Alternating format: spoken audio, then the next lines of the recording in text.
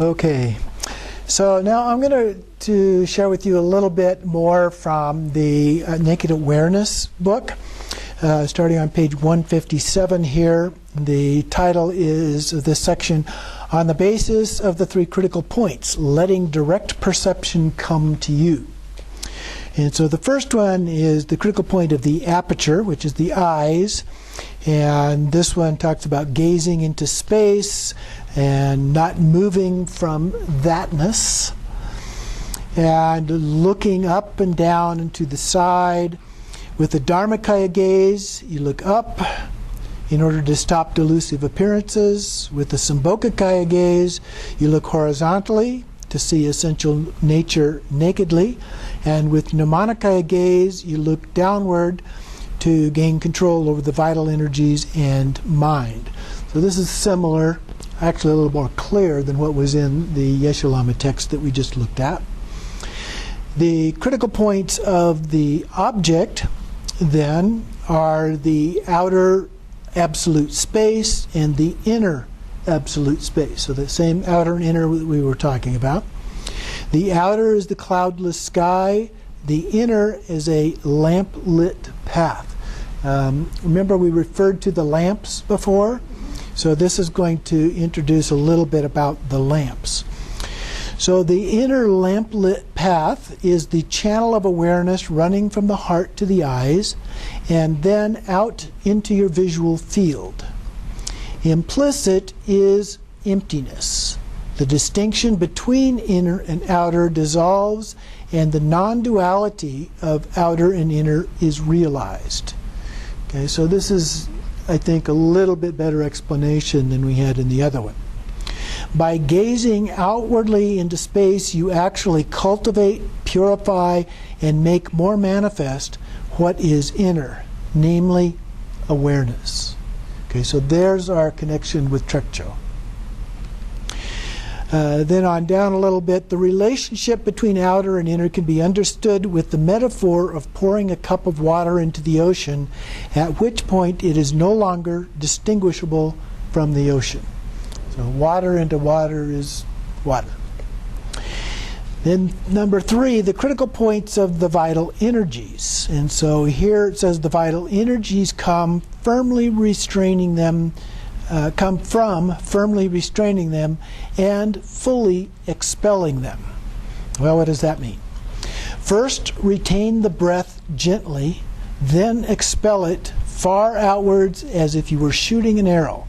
Afterwards, let the breath be very slow as it naturally settles.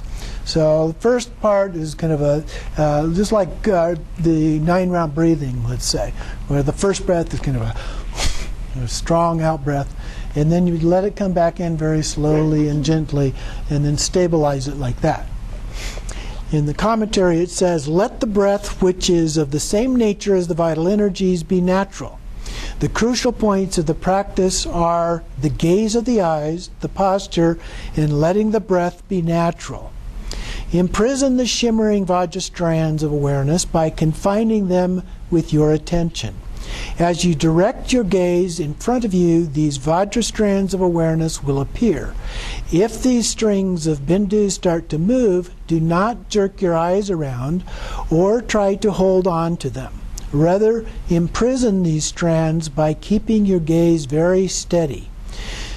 They will become stabilized and excellent qualities and realizations will emerge.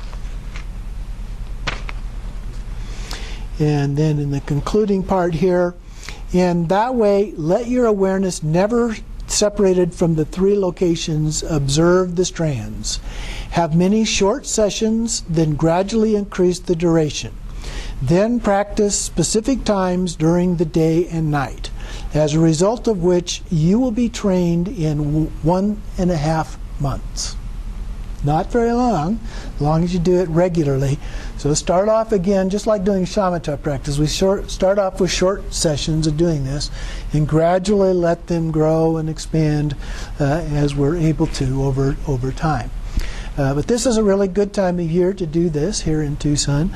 And so there should be many opportunities for you to do this. So just do it as much as you can whenever the opportunities arise, and see if you can gradually let it expand and grow as a part of that. And then we will get into more about the four visions. Next then, I want to do a little bit from the Circle of the Sun, which is a handout that will be available online. Starts off, how the main part is present within one's nature. So it's talking about the Sagata essence is immense and all-pervasive and primordially present. So this is the ultimate nature. Okay? It is simply your flawless present awareness, cognizant and empty, naked and awake. Not arising, dwelling, and ceasing, nor existence and non-existence, permanence and annihilation, coming and going, and so forth.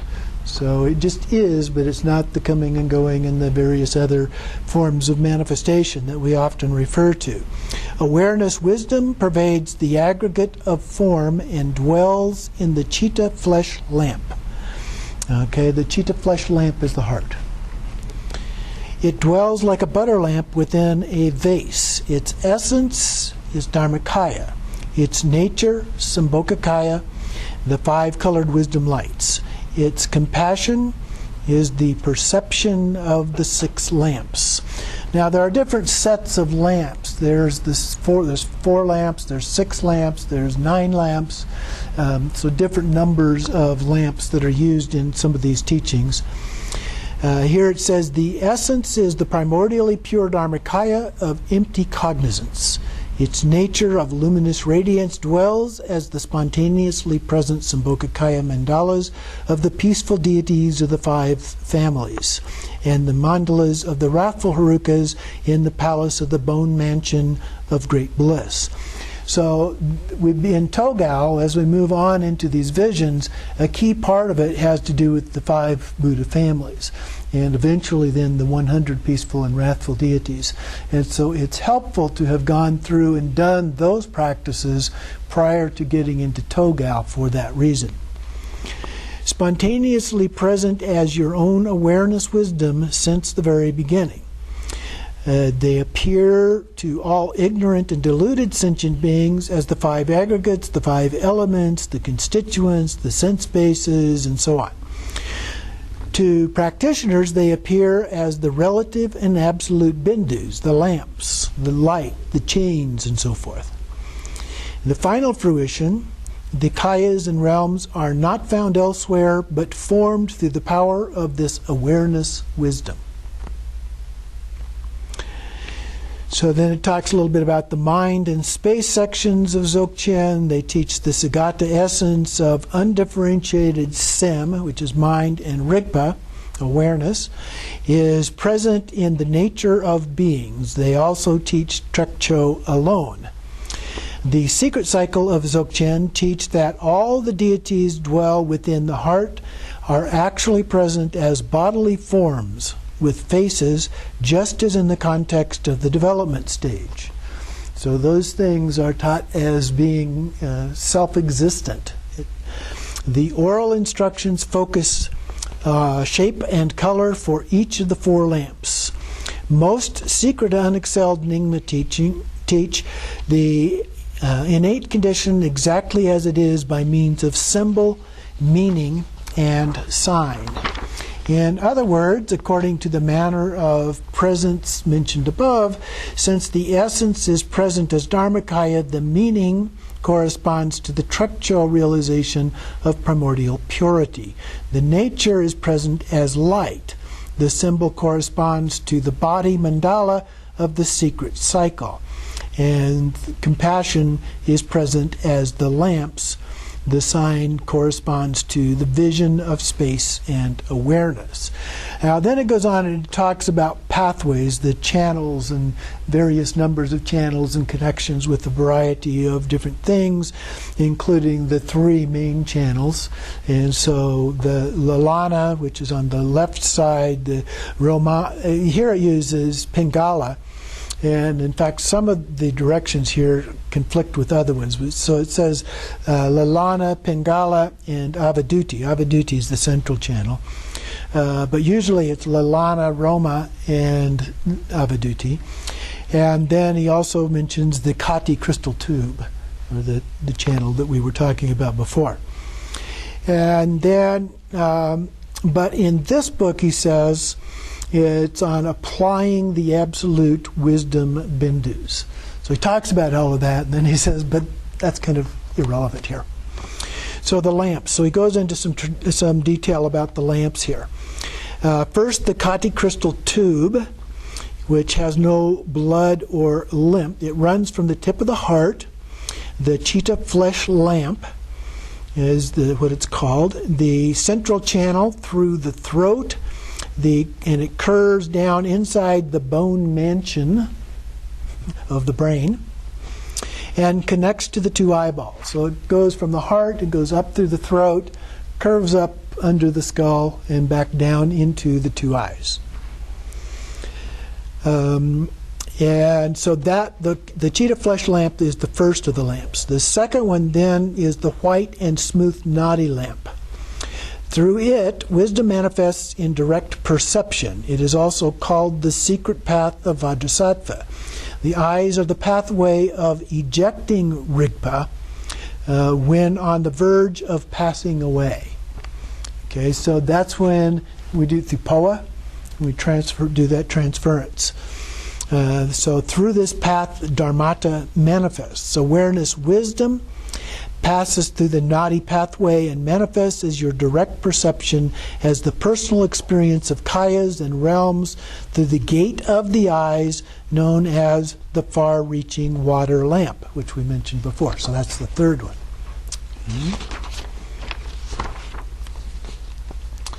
Then these can be, well, then he explains that this can then be divided into three parts. So here we're getting three extras, if you will. So these three would be in the 9-lamp version. Okay, but I wanted to mention them anyway. The first one is the far reacher composed of elements. That's the physical basis for the eye.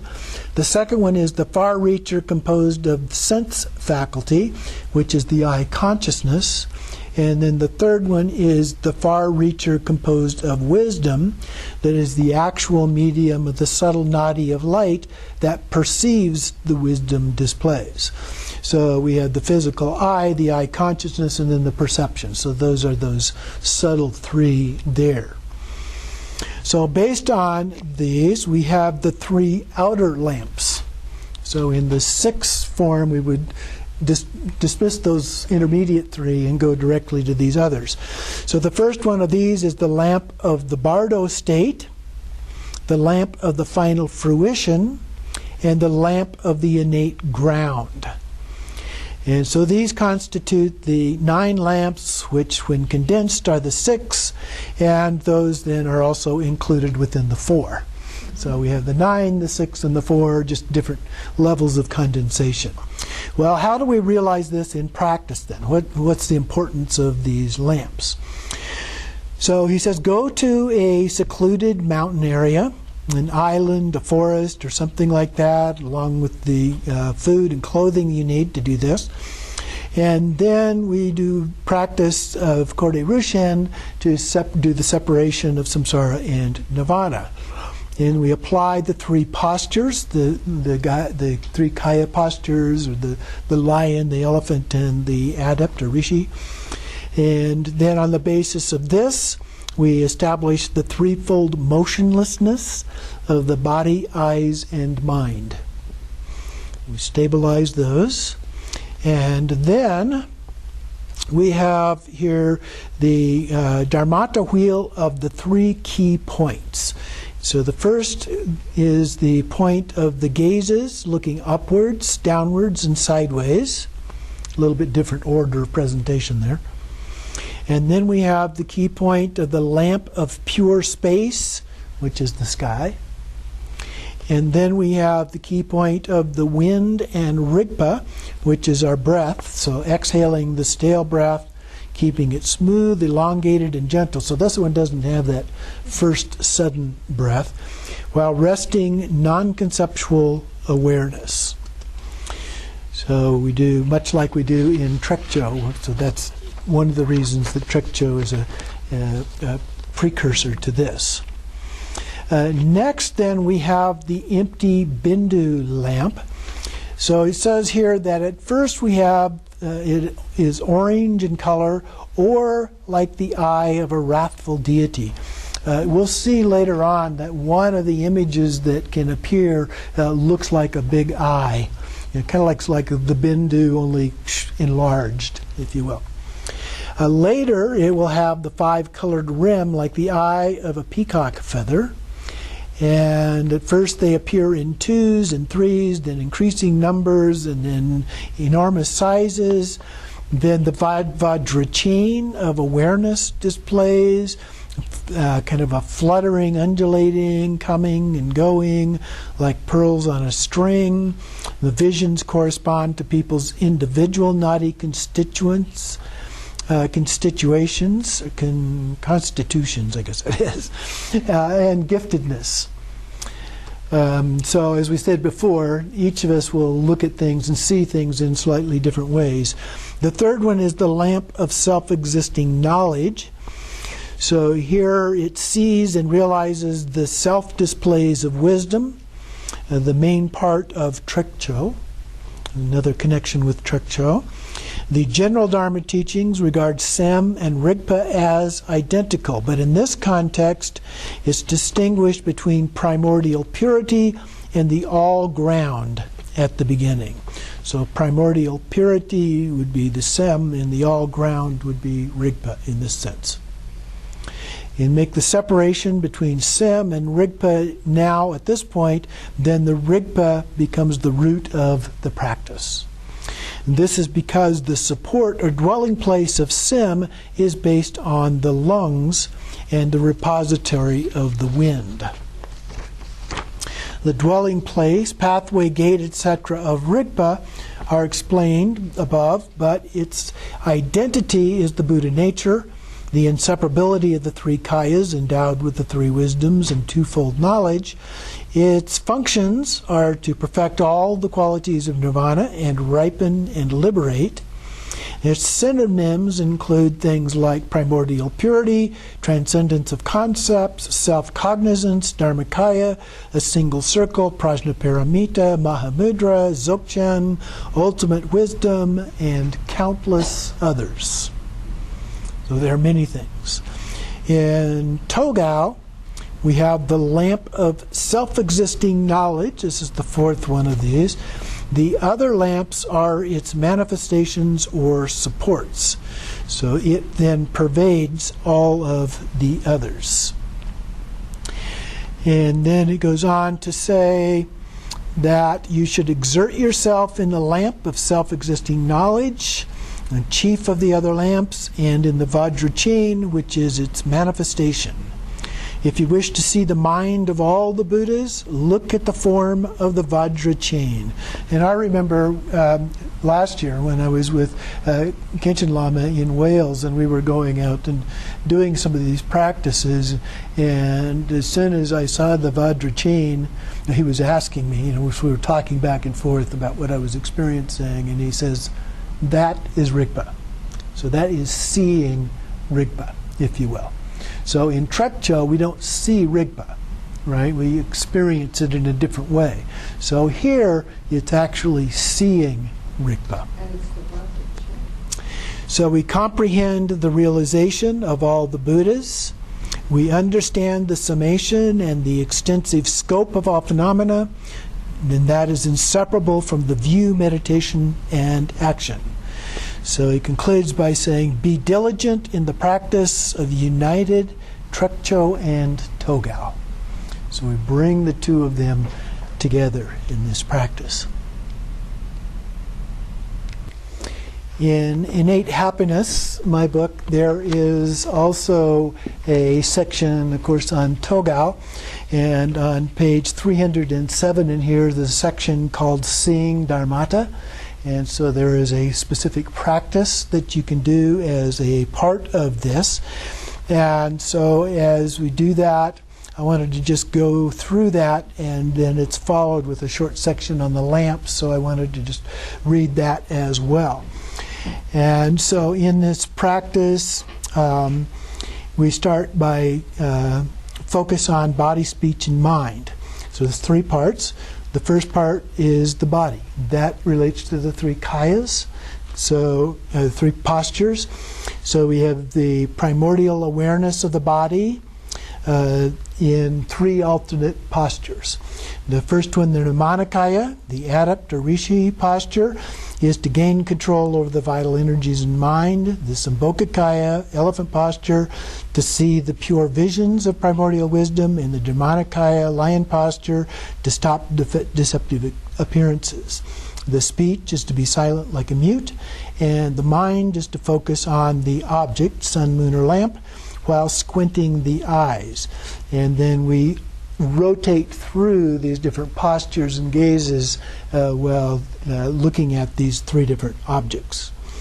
And so that is the practice, is beginning to actually see Dharmata through doing those practices, which is what we talked really about last week and to some extent elaborated this week. In terms of the lamps, it talks about the outer and inner appearances. Both inner and outer appearances are of the nature of mind. Lamp in this context refers not to a butter lamp or candle, but enlightened mind, like a lamp that illuminates the darkness of ignorance. There are a few different lists of 4 and 6 lamps. Names also vary.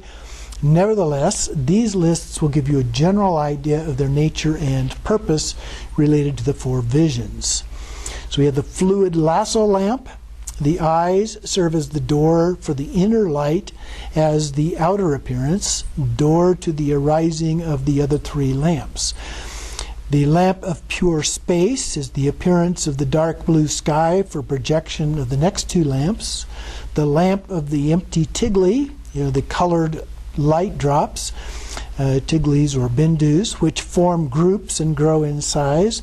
The lamp of self-arisen discriminating awareness is non-dual awareness.